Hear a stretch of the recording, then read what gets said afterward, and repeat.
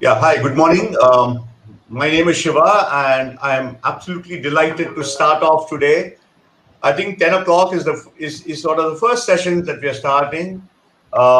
This conclave, of course, promises to be a treasure of speakers, of knowledge, and everything else. I have the topic for today is coaching for organizational turnarounds.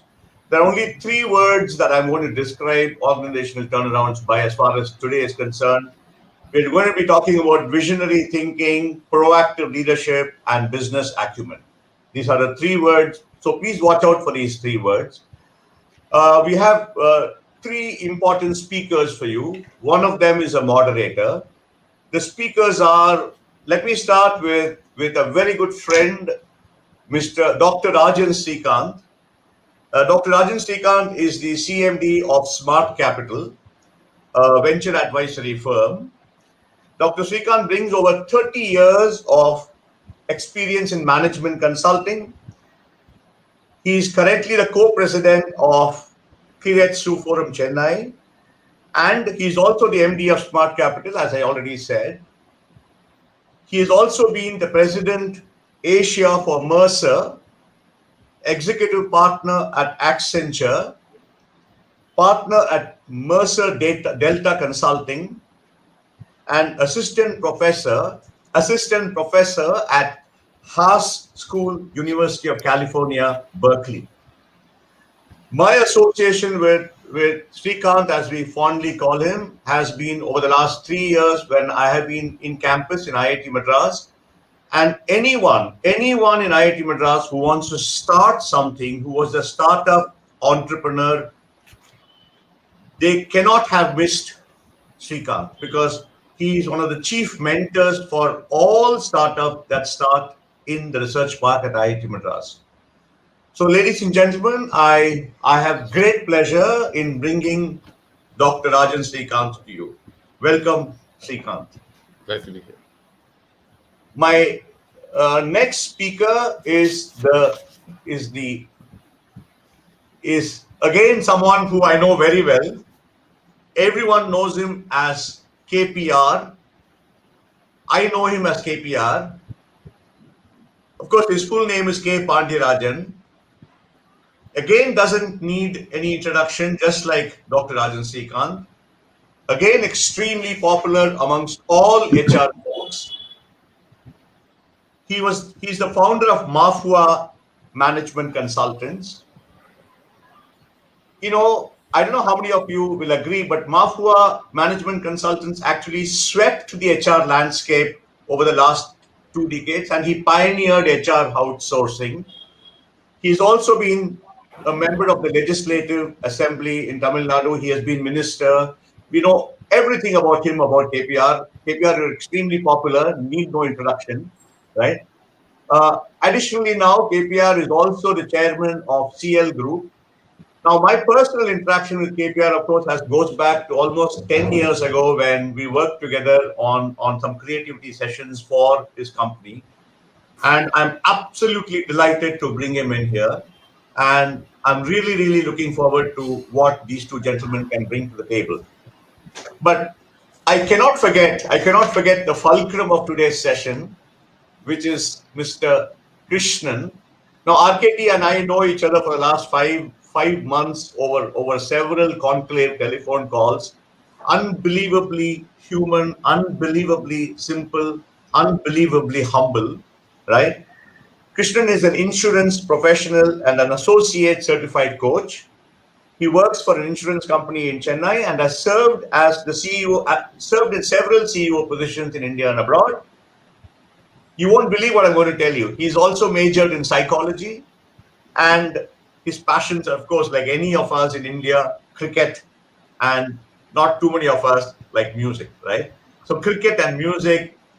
So, ladies and gentlemen, I bring to you Krishnan, who is going to moderate this program.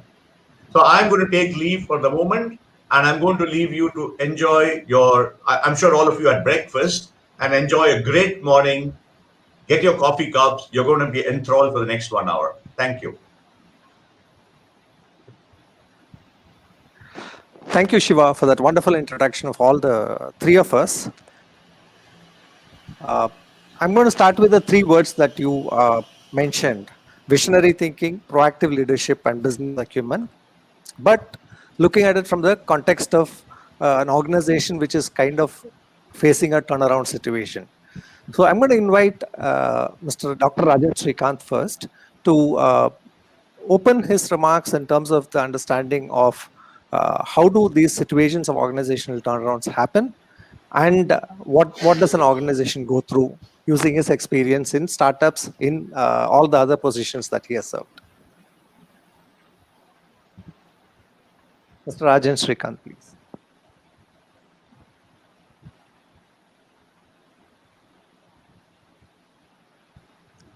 Hello.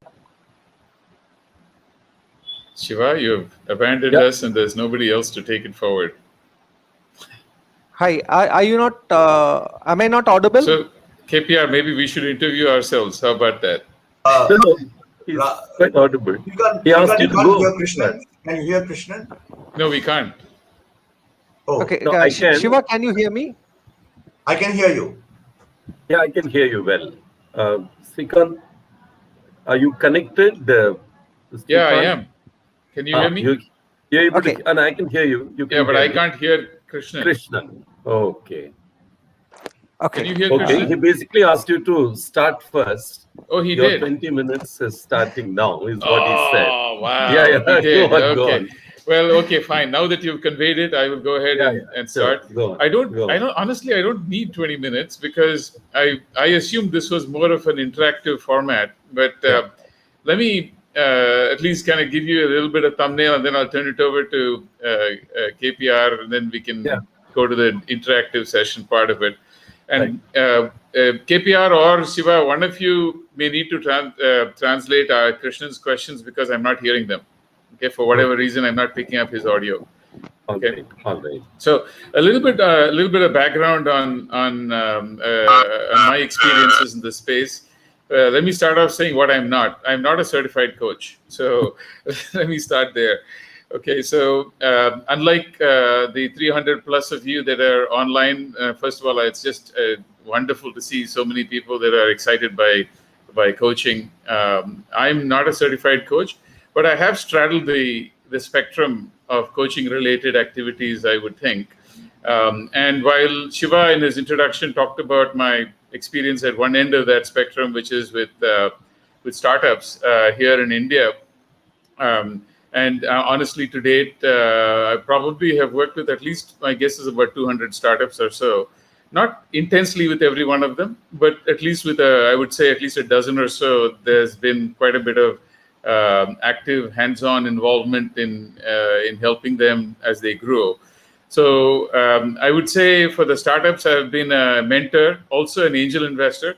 So I suppose I put my money where my mouth is.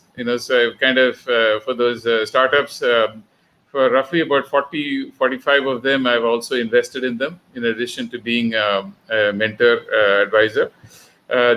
Just for what it's worth, I said I straddled the spectrum. The other end, my days before, and Shiva touched on that as well, the days after my time at Berkeley and then the days with big consulting, and as he mentioned, I was with Accenture and I was with Mercer, Delta, etc. I also worked with very large companies, and this was largely in the US. I'm talking about companies that are the $30-40 billion range. And for those, I wasn't a coach, but we did much of what we did involved coaching, where what we called ourselves, where we were change architects and trusted advisors. So essentially working with companies like Motorola, Hewlett-Packard, Gap, Pacific Gas and Electric, etc., a number of those big, large US companies, helping manage major transformation and turnarounds. So my experience straddles that. I would say that there are, obviously there are differences. If I were to focus on the big companies, yes, you could say these were turnarounds. And what was involved often was restructuring. So substantial structural changes, as well as process changes and culture change that had to go along with it. So I have first-hand experience of several of those initiatives. But on the other end of the spectrum, with the startups that I've been involved with, ironically, in fact, I was talking the other day with Krishnan and Shiva, and we don't call them turnarounds, we call them pivots, which is kind of, maybe it's worth debating on that a little bit. Why call it a pivot, and why do big companies call it a turnaround? But I suppose before getting into the details of why you'd use different words, part of it also is the suggestion that the word pivot comes from the word of dance, and the need for nimbleness and quick movement, and the ability to change direction, etc. So that was definitely, it's part and parcel of the startup universe. So a large part of working with startups through their pivots wasn't so much about structure or process or culture. It really was, for the large part, about helping them with establishing their product market fit or misfit, and trying to get them back up and try something different. And occasionally it was about business model fit. Again, this is something that those of you that have worked with startups know, that these are stages in the growth of a startup, that until it achieves what's called business model fit, it's really not a position for growth. So that's at some level, giving you a sense of the kinds of experiences that I can draw upon to tell you more about. Clearly, in the case of big companies, while it was about strategy, structure, process, culture, the focus was largely on issues of efficiency and issues of governance, and that's where most of my work was involved. And in the case of startups, again, considering that these were often companies that were trying to reestablish or establish product market fit and business model fit, it was often, and what characterized them was really the search, one would say, for establishing relevance in the marketplace. And often the relevance meant survival or not. So different environments, different set of issues, different interventions that one had to think of as somebody that was not formally coaching, but either being a trusted advisor at one end of the spectrum, or being a mentor and an angel investor at the other end. So let me stop there. I don't know if Krishnan or Shiva or anyone wants me to say anything further beyond that in the introduction. Dr. Srikanth, that's a good starting point. Now we would like to hear Mr. Pandya-Rajan. Thank you. Now I can hear you. Yeah, okay. Thanks. Okay.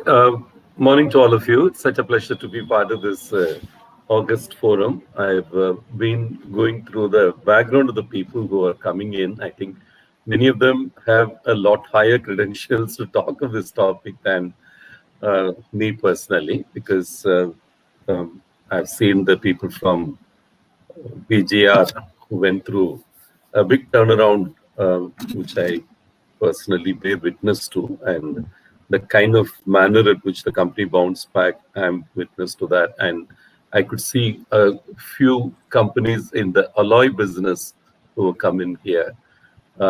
I'd like to, briefly introduce myself. Thanks for the kind words, Shiva, to introduce me. But from a turnaround point of view, I've had many occasions in my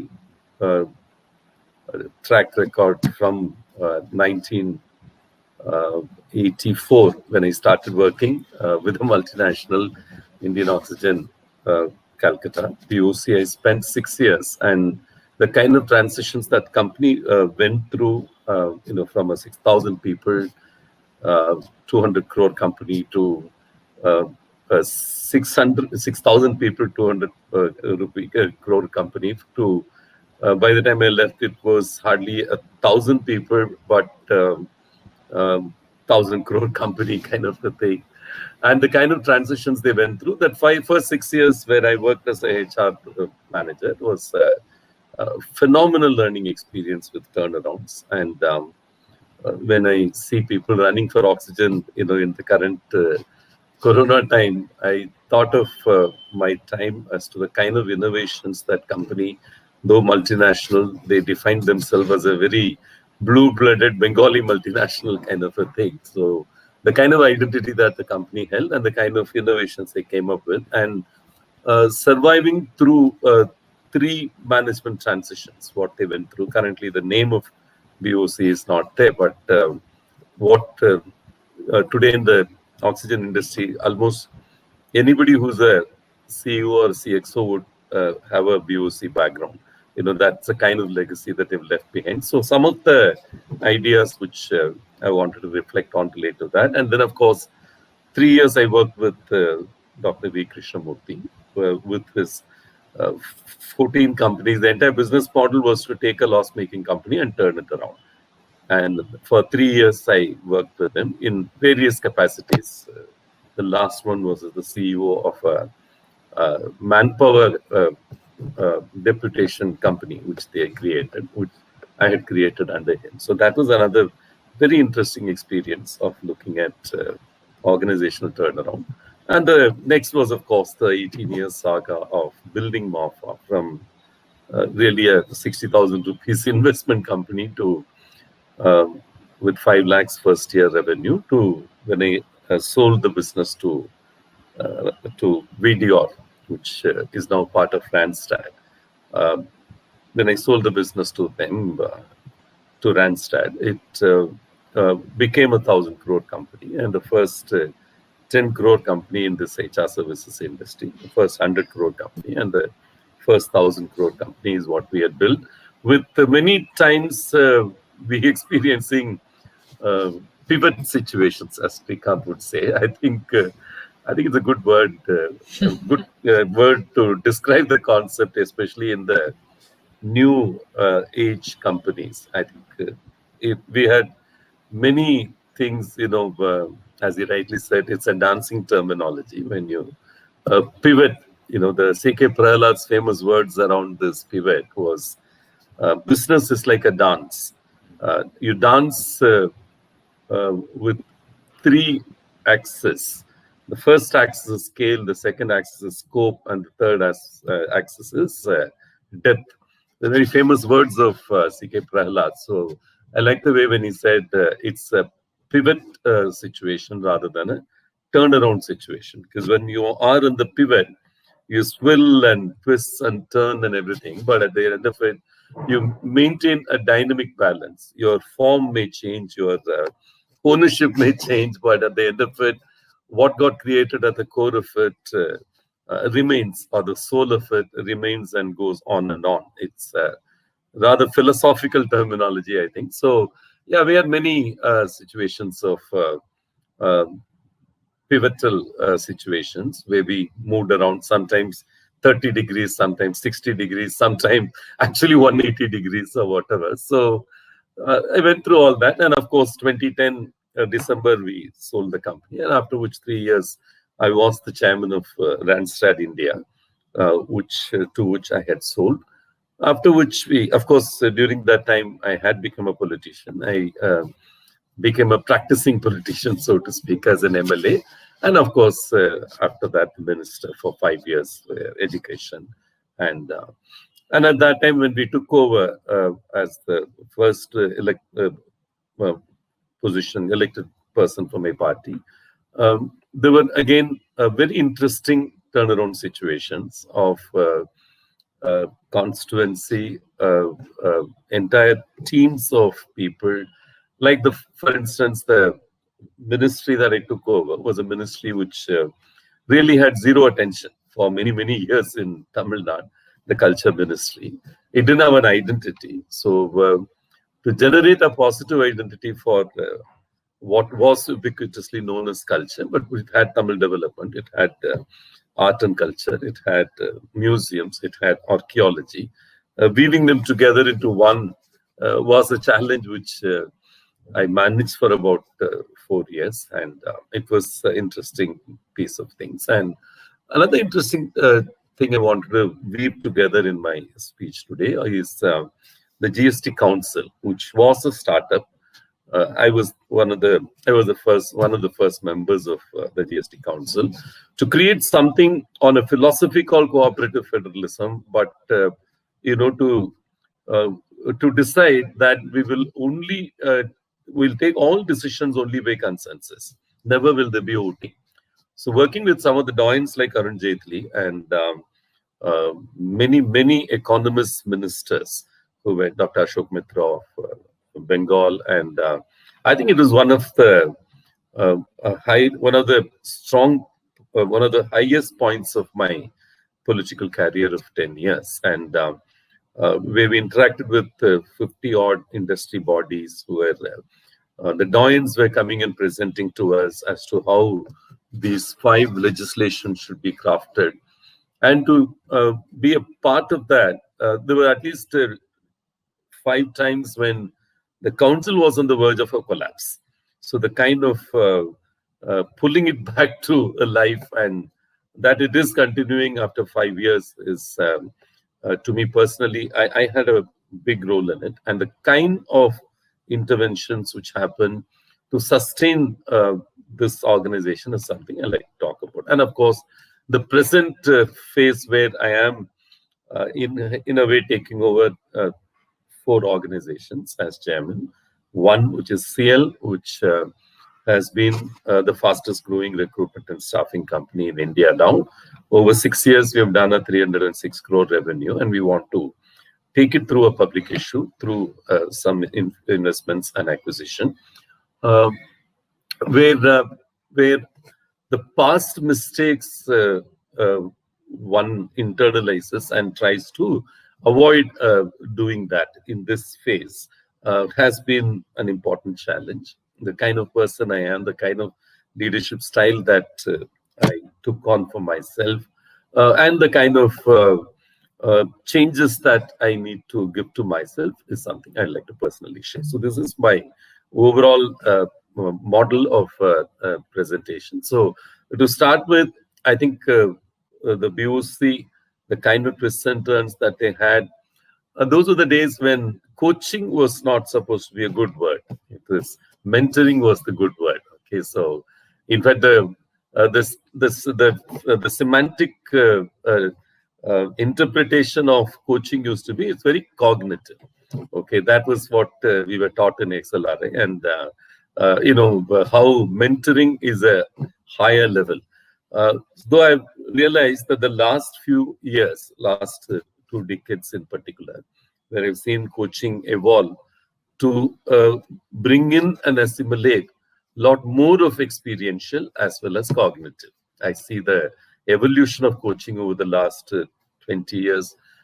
In a way, internalize the metaphor of mentor within the coaching itself, so that what was seen as the right brain stuff now seems to be a lot more holistic. But in my first 6 years of as a HR professional, the intent at that time was for us to find interventions where define, for instance, the vision of the organization, put together the mission of the organization, like get the values of the organization in place.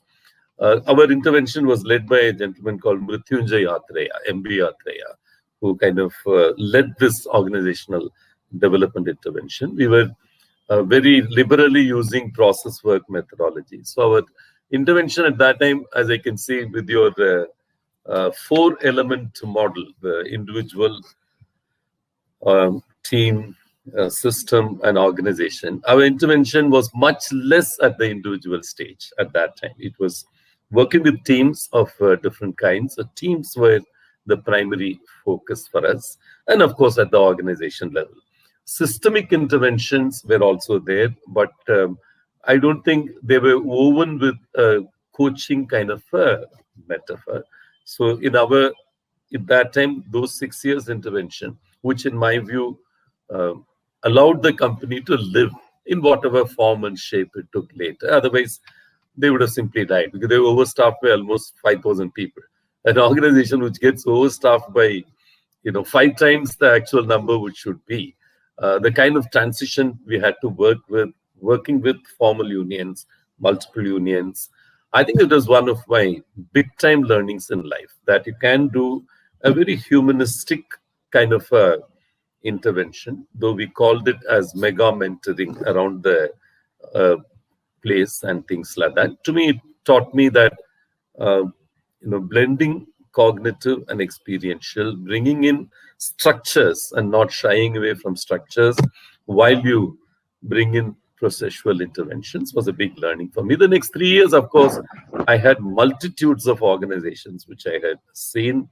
My large part of that was relating to building organizations and turning around 14 loss-making companies, which were woven together as a group called Bharat Technologies.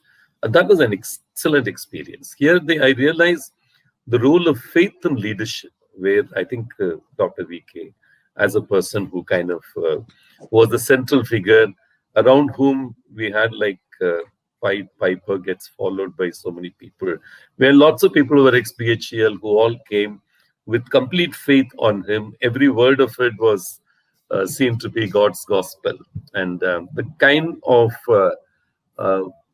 people he used to nurture and place them in positions of significance. Those 3 years was big learning on how faith gets developed and how faith gets used as means to grow people.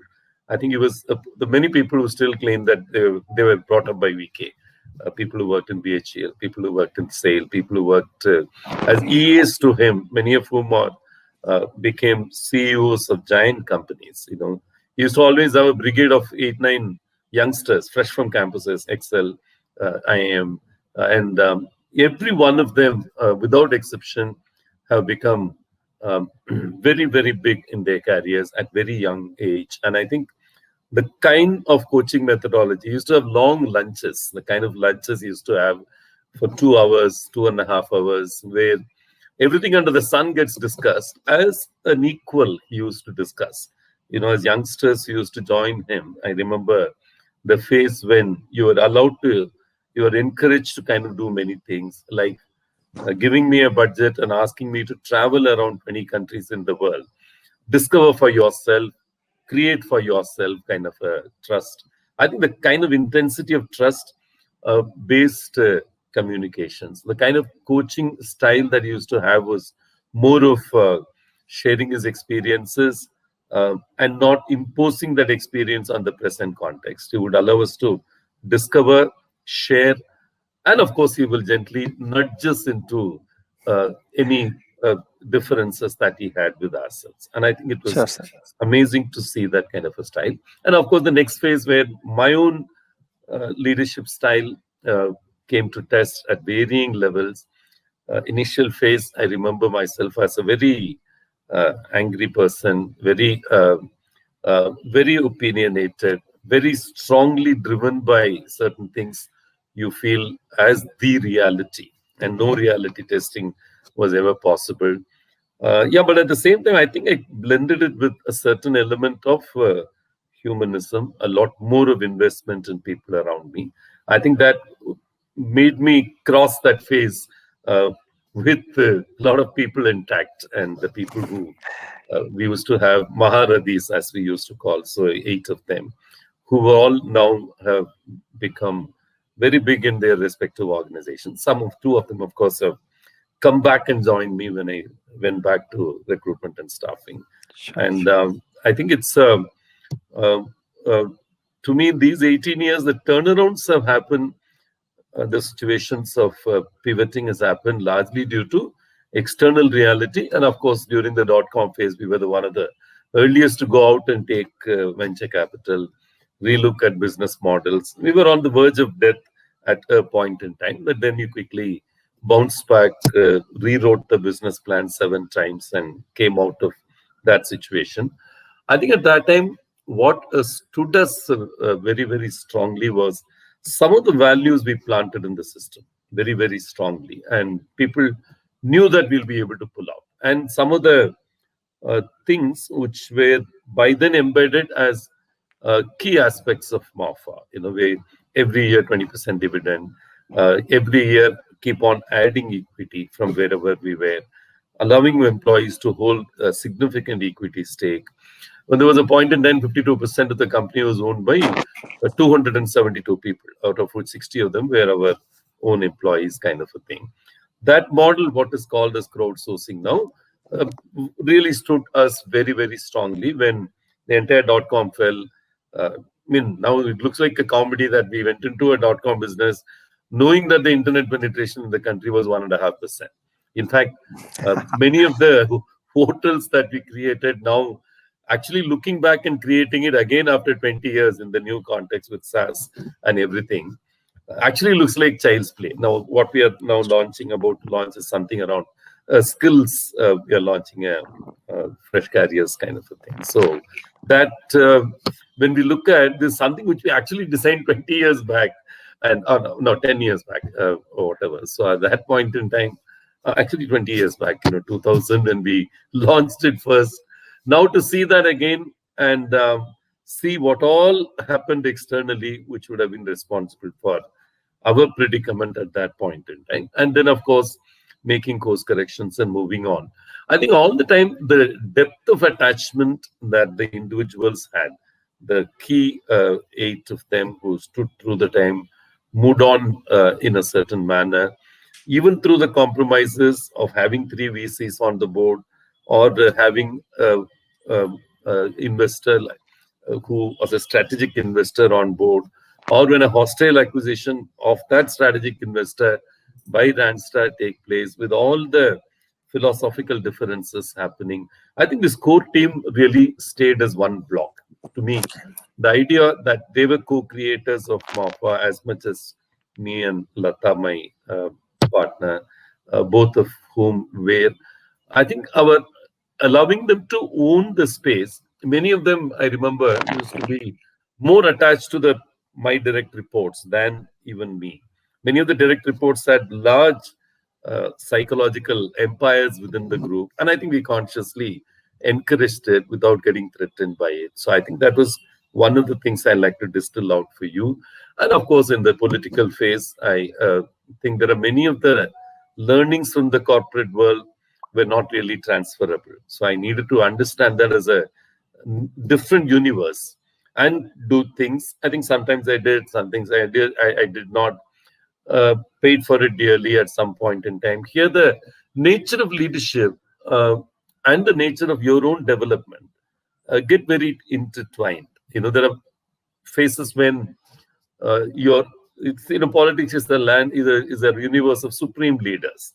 Okay, you can't have, you need to have a deified presence of a leader in order to reach to public. That was one of the phases that I went through. And another phase when that leader is not there and everybody needed to kind of stand on their own ground with all the images outside being determined by your own constituency, your own followership.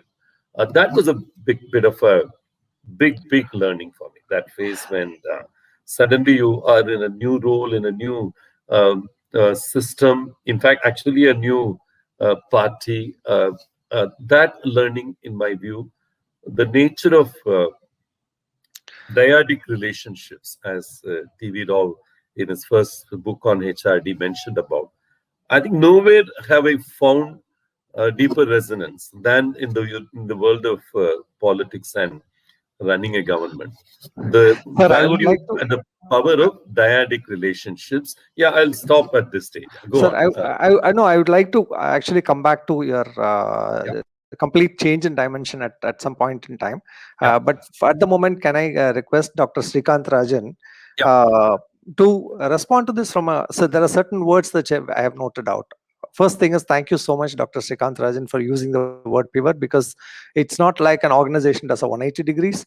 It's just a change in direction that happens, and it takes the organization into different, into a different dimension. There are the words that Mr. Pandirajan mentioned, which really resonated with me, were identity. He used it at least twice when he talked about BOC.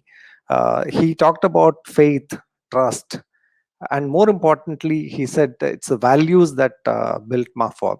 Now, these are things which we are aware. Yeah, it's pretty easy to say that yes, we need to have organizational values.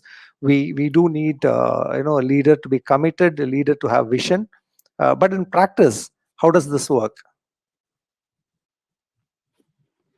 You're muted, sir. You're on mute. Can you hear me now? Yeah. Okay, sorry about that. Yeah. Okay, so as you know, I've been part of HR companies. We've all talked about the importance of vision, the importance of leadership. But, as I thought about this conversation and to try and distill out from a very practical point of view, what is it that characterizes, all of these turnarounds, particularly ones that are successful, whether it's a large company or small company? The word that comes to my mind is what I call alignment. And the concept of alignment is an interesting one, because you can either be aligned to each other based on a vision. Okay, the vision can give you that alignment. It could be that there's a strategy and you're aligned to the strategy. It could be, as Mr. Pandirajan said, it could be to a leader and a faith in that leader and his or her ability, right? It could be a number of things.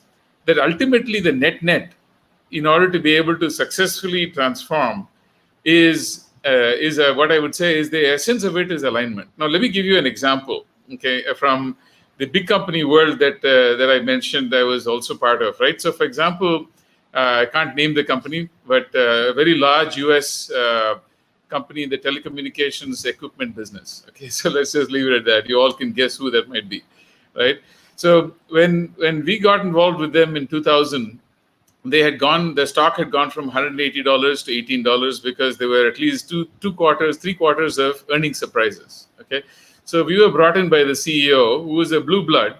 He's been third generation CEO from that family, and said, "Look, I got to do something about this." Right. So in that case, we had to go through the process of literally, it was a turnaround in every sense of the word. Okay, and essentially what we ended up doing was we ended up actually busting up the structure, because the structure was actually part of the problem, where there's a $42 billion company with a $136 billion division and the 6 billion other several divisions adding up to 6 billion. So we went through and restructured so that there was greater transparency, because what had happened, the earnings surprises came from lack of transparency to what was going on. So essentially restructured it, put in place, reselected the leaders we put in place good governance so that there was transparency, etc. And at the end of 3 months, the CEO came to us and said, "You helped me turn around a battleship that was going at full speed, turned it 180 degrees, okay, and helped us with that change." And he said, "I didn't think that was possible, but you made it happen." And what I think was key to the process of making it happen was how we did it. We didn't go to them and say, "Okay, well, here's a strategy. Here's what each of you is going to go off and do," because that would have, it would have supposed that they actually all were bought into that strategy. We assumed that given the time frame we had, that we had to turn this around in 2-3 months. We didn't have the luxury of going through a detailed strategy process and then kind of bringing everybody on board to kind of say, "Okay, this is the right strategy. This is how we've got to do it. This is the right structure," etc., which all would have taken 6 months.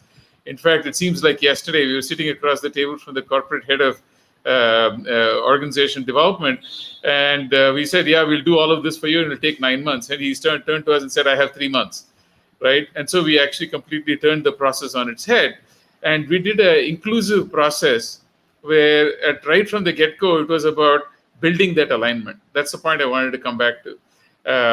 Saying that, look, it is more important, and I'm willing to give more detail if people are interested. But where we landed was that if you're talking about particularly a large organization with people, each one big egos trying to pull the organization, that it is better to get 100% alignment than it is to get 100% right strategy. Because you always, when you have alignment, people know how to work with each other and have a commitment to working with each other, that they didn't before, and that then even if they have only a 80% or 70% strategy, they'll figure it out, because they will kind of then go around and figure out what the right answer is, because they know how to work with each other.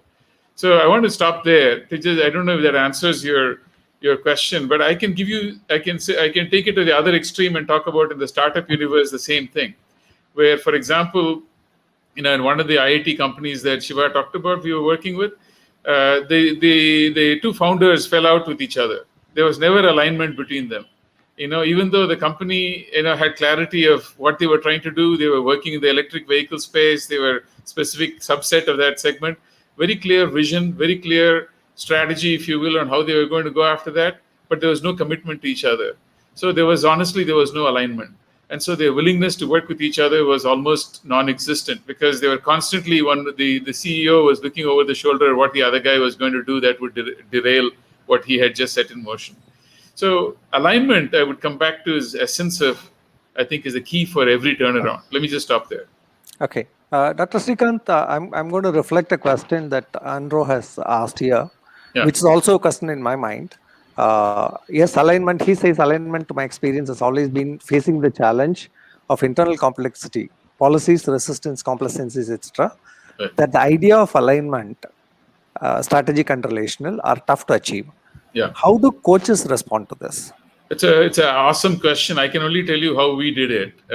And at least at the Mercer Delta, where I was part of, we had and this, some of you might say, duh, I already do it and it's not that great, but it actually worked for us. Is what we would do is, the initial process was always a discovery process where we talked to all the key players.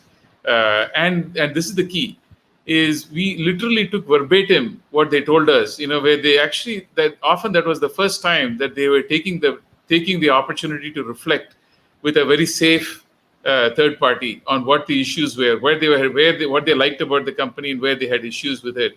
And we would verbatim take what they said, and then we prepared a report where we would actually feedback, after anonymizing the relevant quotes, we would literally feedback verbatim what people told us. This was actually the first step and the first vehicle towards building alignment, because what they would see is, for the first time, the organization and the leadership actually saw what each other thought about the company and about themselves. Okay, and that moment of truth, the holding up the mirror, if you will, they would often tell us that, look, it was like the being hit between the forehead with a big rock or whatever, right? Is that they say often that they looked in the mirror and saw the enemy was them. Okay, and when that realization starts, that is, again, as a coach, what you do with that is the next step. Is you kind of figure out, okay, how do you promote conversations amongst them to say, look, again, coming back to, if you guys can learn to talk to each other and confront the issues that you collectively have told us about, if you could tell us about it, you should tell each other about it, and you should be able to work together. So this is where the art of and even though I never called myself a coach, this is the art of what we did, was how we would promote those conversations between them.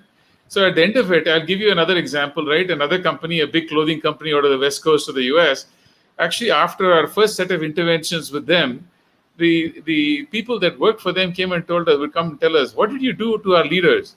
They finally seemed like they actually are talking to each other.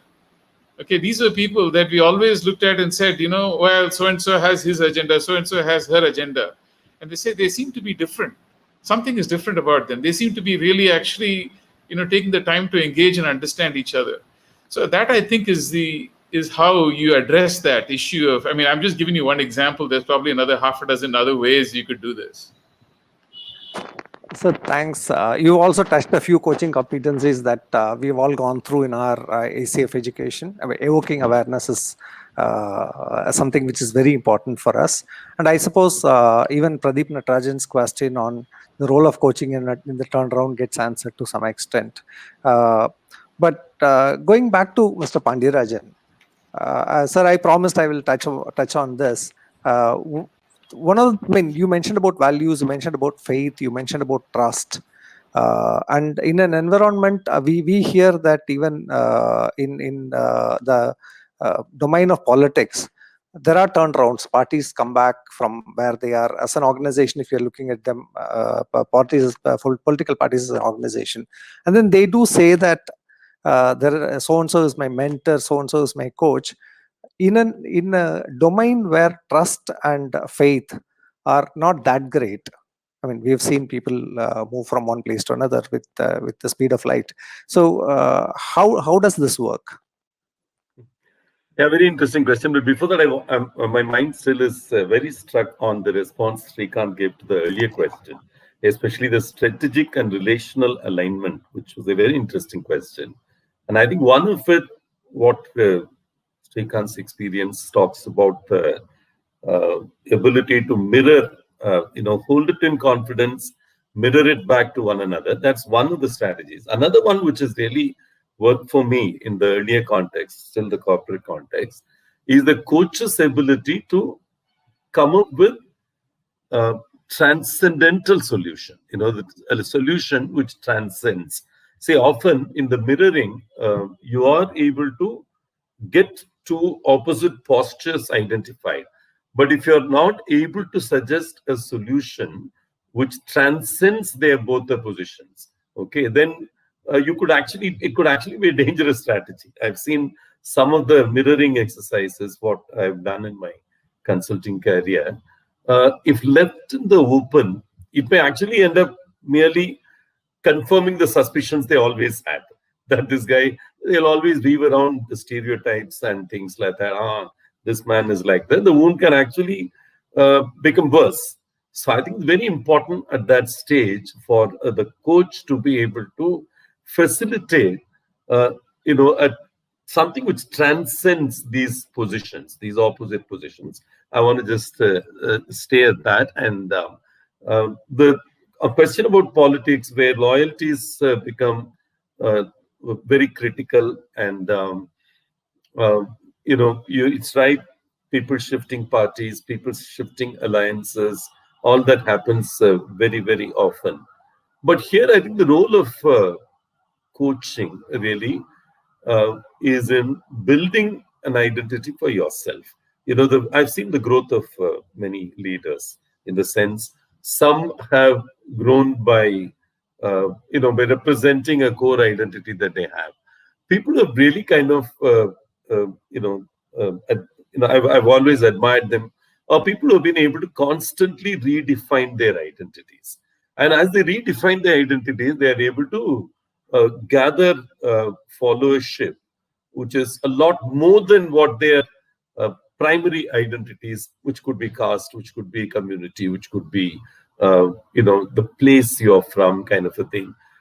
People have been able to transcend these identities by virtue of their uncanny ability to take positions, in different aspects, often maybe even going against the current thinking. I've seen them to be phenomenally powerful leaders around whom good things have blossomed. Okay, so that's something I like to just leave there. Okay. But I want my mind keeps going back, even in politics, people who are able to transcend the present and create something which they can call, he came up with this particular idea. So that is the commonality I see between the corporate world and the political world. The ability to kind of transcend, competing, apparently conflicting kind of positions, in my view, is a great strength. If I were to name a person, it would be Arun Jaitley, for instance. I've seen him how often, when positions were like this, he could nicely come up with a transcendatory kind of a solution, because we were 31 ministers from 18 parties who were sitting in that room. And there were people who were the World Bank economic advisors, two people who were third standard pass and who could not speak in any language other than their mother tongue. Okay, and weaving together, but who had a tremendous following in Bihar, the person who came at that point in time. Kind of the range of this had to be managed, the perspectives, even the basics of communication among one another. Many people didn't even understand what many of the concepts were being talked about, and to weave together and arrive at a consensus out of this whole community. Yeah, what was common was they were all intensely committed to the idea of India, and India should do well, kind of a thing. That was a plus in this whole thing. But I think weaving together, in my view, was tremendous. Behind every consensus building, there has to be the ability to transcend competing positions. And that, to me, is a very, very key strength of a coach. Thank you, sir. So what emerges is that in every turnaround situation, there is these three elements: the organization, the leader who is actually the engine who's pulling the whole thing, and the people. So because I think in 5 minutes time, Shiva is going to take over. So we just kind of constrained to the next 5 minutes. Very quickly, should the leader be coached, and should the leader be a coach? That's a question first for Mr. Pandeyarajan and then to Dr. Srikanth Rajan, please. Yeah, I think I've always respected the people who have invested in me by way of coaching. They may not define themselves as a coach or whatever. I think all my growth I've attributed to the kind of shelter that they provided at varying points. And unless, this is probably the Guru Sishya Parampara, which is ingrained in our blood, I think, in our DNA or whatever. So there's always a need. I know probably much more than the Western world. In India, there's a need to look up to someone who, without gaining something personally, is able to kind of nurture yourself. And to me, that, roughly connotes the idea of a coach, really. So to me, it's very important for someone to have been coached in order to coach someone else. Okay, so I think the lamp lighting one another kind of a scene. So unless you get lit by someone, your ability to shine, your ability to light another lamp is very less. So I think you need to be a coach and you need to be open to being coached. I don't think any coach is arrived kind of a thing. There's always some areas where you need to be coached. And with all changes happening around, there's, I think, a continuing need to be coached by somebody. You need to choose that person carefully. And I think irrespective of the domain, corporate or political, there's always a need to be coached and invested in. Okay. When I present this question to Dr. Srikanth, I'm going to make a slight twist. Yeah. Especially in the startup kind of environment, when you're coaching leaders, are you also focusing on whether this leader is going to be a coach to his people? Ideally, yes, for all the reasons that Mr. Pandeyarajan said, which is that most of them are young people, but they're leading other young people. By the way, there are also cases where there are older people that are leading startups that need to be coached, because they also see, ultimately, I think for every one of these things, I think the key is that any kind of turnaround, whether it's a big company or a small company, needs behavior change, right? So if you talk about behavior change doesn't just happen, and it actually typically needs, ideally, any kind of behavior change needs some kind of feedback process, ideally delivered by some kind of person that you can call them a coach, you can call them a mentor, whatever you want to call them. So if it involves behavior change, even in a startup context, if it's only the CEO's behavior that has to change, then it's adequate that you coach them. But invariably, in most startups, the good news and the bad news is that they are very lean staffed. So everybody is important. And so you don't accomplish a turnaround without changing behaviors for a lot of people. So therefore, if you have to ask yourself, okay, how do you make that behavior change happen? Either, you coach every one of them, if it's a very small organization of maybe 2-3 people, or you actually engage everybody in the organization in the coaching process. So what I want to leave you guys with is that it's not just a 0-1 game where either you coach the leader or you coach the organization. You actually get leaders to coach the organization. So it is across the board. So at every level, the critical mantra for successful executing any kind of turnaround is getting everybody to be that light that Pandeyarajan talked about, to be that lamp, to be able to say, can I be the one that lights the lamp at the next level? And that filters all the way down to the person that's actually making that change happen, that produces the results that you want. So I'll just stop there. Thank you. Andrew, unfortunately, your question is coming at the very fag end, and it's a pretty big one. In your experience, what are the key issues, challenges for startup leaders during pivot? I assume pivots demand leaders to transform themselves too. Dr. Srikanth, can you take 30 seconds to answer that? So, what is the question? The question was? In your experience, what are the key issues, challenges for startup leaders during pivot? Right. I assume pivots demand leaders to transform themselves too. Yeah. So again, as I said earlier, pivots are all about two things. Either they're about finding product market fit, or they're about finding business model fit. So to the extent that you find often that in startups, the promoters tend to identify with a certain product or a certain market and a certain way to sell. So sometimes the change that is required to find the product market fit is for the leaders to let go of their presumptions about what is the right product for what is the right market. And sometimes you'll find that, I'll give you an example. There's a company that we worked with that was in the biotechnology space, creating a solution for agri-tech, right? But what they found that when the pandemic hit, right, was that the agri-tech market just completely evaporated. So what they had to do was they had to give up the leaders had to change to give up their identification with the agri-tech space and say, look, where else can we apply this? Okay, and that required, I'm sure, some fundamental heartbreaking change on the part of the promoters to be able to give up what they thought was the reason for their existence and to kind of go after something else in the search for survival. So let me just stop there. Thank you so much. We are at almost 2 minutes to close. So, I can just say that the whole discussion over the past 50 odd minutes oozed of maturity, oozed of experience. And thank you so much, Dr. Srikanth Rajan and Pandya Rajan. I hand over to the host, Shiva. Yeah, so I was listening to the three of you, and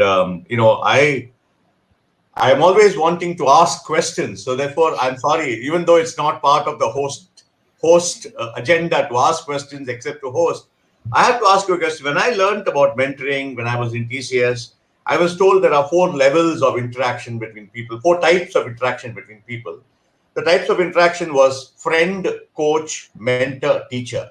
So all of us could be any one of these at every point in time. A friend, of course, you know what a friend is. A coach, of course, we now know what a coach is, especially after my interaction with the ICF. A mentor, of course, KPR mentioned mentor. And teacher, right? So coach, mentor, teacher, friend. Very quickly, 30 seconds from each of you as to when do you play these roles? When are you a friend? Who are you a friend to? Coach, mentor, etc. Just about very, very quickly for the audience.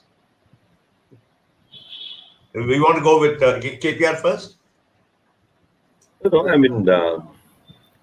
Very tough question. It's because many of the meanings of these words have been changing. Yes. And the teachers come in all shapes and sizes. So teacher as a word